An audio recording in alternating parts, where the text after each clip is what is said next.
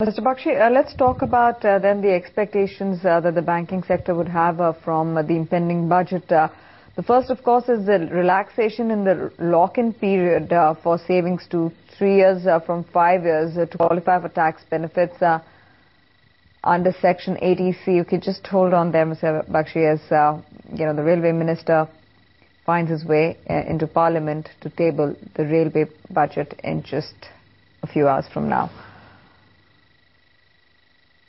Okay, Mr. Bakshi, come back to you, and I was asking you about the relaxation in the lock-in period for savings, coming down to 3 years actually from 5 years to qualify for tax benefits under Section 80C, and also further clarity on modalities of issuing new private sector bank licenses. What is the expectation on both these fronts?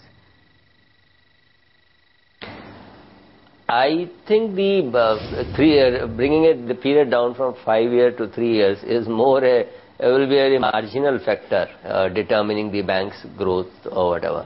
I don't think since the time the scheme has been introduced, it contributes in a huge manner in the bank's liabilities portfolio. If at all, it's a small player. The total limit, if it increases in under 80C, if it is increased beyond 1 lakh, that may be a good thing for all. But still, from the bank's perspective, from our business perspective, I don't think either 5 year to 3 year or increasing the limit will be a great factor.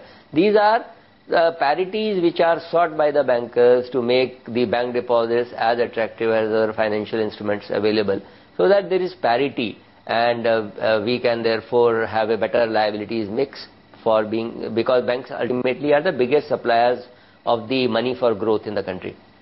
But overall, this will be a marginal factor. What else did you say? I just forgot. No, I was asking about... this is not a major factor. Sure, but I was asking you about new private sector bank licenses, which with the industry would be very close. Yeah, bank licenses, I don't think the budget is a place anymore for that at the moment, because the matter has been declared in the budget and it's undergoing certain discussions between RBI and the government.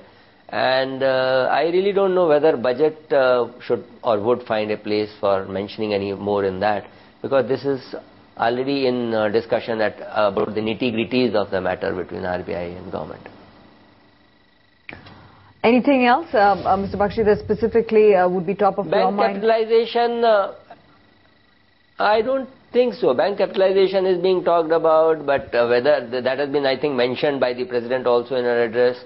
Those things are, government has already made a general statement that they are committed to keeping the public sector banks adequately capitalized.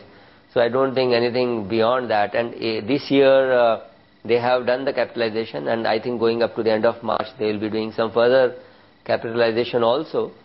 So I don't think that in tangible terms, apart from a statement which is already they have mentioned and they have lived up to that, they have been capitalizing the banks. Other than that, we will be more happy if infrastructural constraints and the constraints in the growth of the economy are released, so that the economic powers are unleashed. Banking ultimately grows on the growth of the back of the economy. Our NPLs, our asset quality, our very growth numbers, they depend on that. So we will be very happy if the economic environment can be made better through fiscal consolidation, as well as for policy action which can remove uncertainty from, so that it can bring the investment cycle back, it can bring more capex in, it can create more competitive sectors within the economy.